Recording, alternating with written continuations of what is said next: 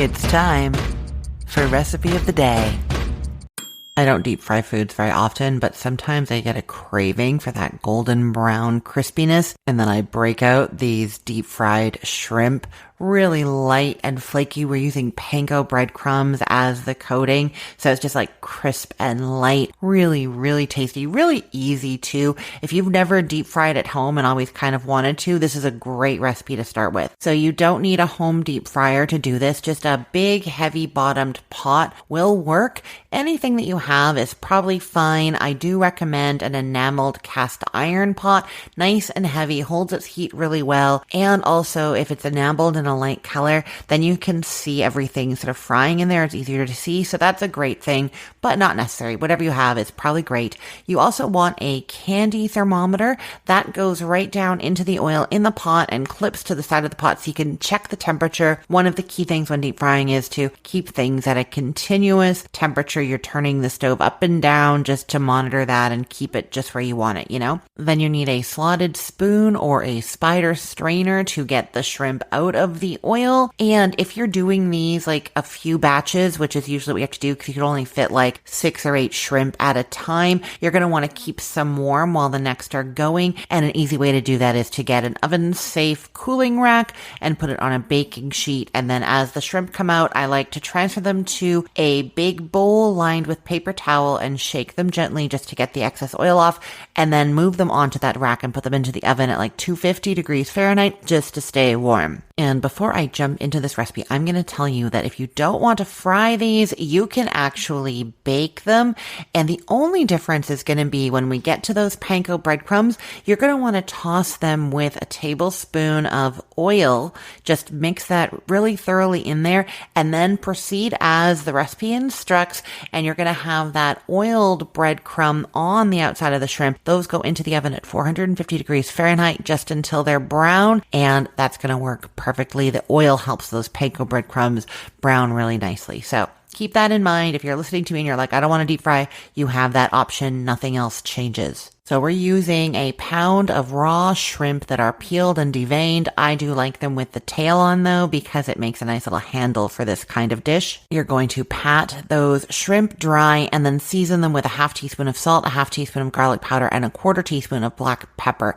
Set those aside, and then you're going to get out your breading bowls. I usually use pie plates for this, but you can use just regular dinner plates for the flour and the breadcrumbs, and like a wide bowl for the egg. That works too. And I will say, as I've told you before, I am not good at doing the whole keep one hand dry and one hand wet thing when breading. Instead, I grab a bunch of forks and some little tongs, and I just keep using those as I need them to move from one thing to another. So get those out at this point, and you won't have to worry about your hands getting messed up and trying to keep track of which one's supposed to be wet and which one's supposed to be dry. I'm terrible at that. Okay, so you're measuring a half a cup of flour into one of your breading bowls or dishes, and then into the second, you're doing 2 eggs lightly beaten, and in the third, you're doing 1.5 cups of panko breadcrumbs. You don't add anything to that, except if you're doing that baking version, in which case you'd add a good tablespoon of oil to there and mix that through. Before we do anything else, if you are planning to keep some shrimp that have been cooked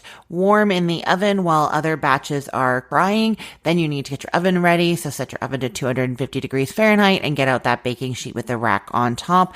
And then you're ready to go. It is time to heat the oil. I can't tell you how much to use. It really depends on the size and shape of your pot. You want about 3 inches of oil in there. What kind of oil? You need one that has at least a 400 degree Fahrenheit smoke point.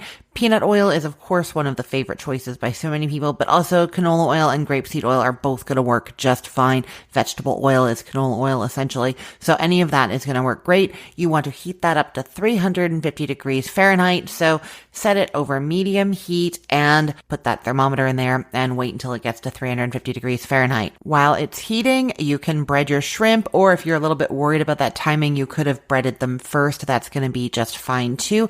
To bread them, you are starting with put the shrimp in the flour, both sides, then it goes into the egg, both sides, then it goes into the panko breadcrumbs. And I just kind of like to put the shrimp in the pile of breadcrumbs and then kind of scoop more breadcrumbs over it and then push down. And that seems to get them to adhere really well. Once you have breaded all the shrimp and the oil is at 350 degrees Fahrenheit, you're going to drop 6 to 8 shrimp into that oil. They cook very quickly. It's only going to be a minute or two, so keep an eye on them. You can flip them over after a minute if you think you need to, but it's going to be just a minute or two until they're golden brown, and typically at that point, the shrimp is fully cooked as well. So as long as they're nice and brown on the outside all over, you know that the shrimp is cooked. So then you use that slotted spoon or spider strainer to transfer them to a large bowl lined with paper towel and sort of toss them lightly, and that's going to take off any excess oil. And then you can transfer them to that rack on the baking sheet and put them in the 250 degree Fahrenheit oven. The rack lets the air circulate all around so they're not going to get soggy, and then you can cook more batches. I really like to serve deep fried shrimp with classic cocktail sauce, you know, the ketchup horseradish kind of thing. I've got a great version of that if you want to make your own. I will link to that in the show notes for you. They're also really good with tartar sauce. You can buy tartar sauce, or have I told you about this recipe before? I'm sure I have. My tartar sauce recipe is, I think, the best. Of course, I think that, but it uses dill pickle relish instead of regular sweet relish. And so it just has this like great sour, salty dill flavor to it. It is so good. So good, so good. I will put the link to this recipe in the show notes for this podcast episode, or you can head to cookthestory.com/ROTD and get it there, or find it in our Facebook group, facebook.com/groups/recipeotd. And hey, just a quick note. I'm on a recording hiatus right now, so for the next little while, I'm replaying episodes from the archives, including this one. If you heard me mention a holiday, a season, or something going on in my life that seemed a bit off, that's why. Thanks so much for listening, and I hope you're enjoying these older episodes. I am Christine Pittman from cookthestory.com, thecookful.com, cookfor2.us, and from this podcast, Recipe of the Day. I hope you have a great day. Let's get cooking.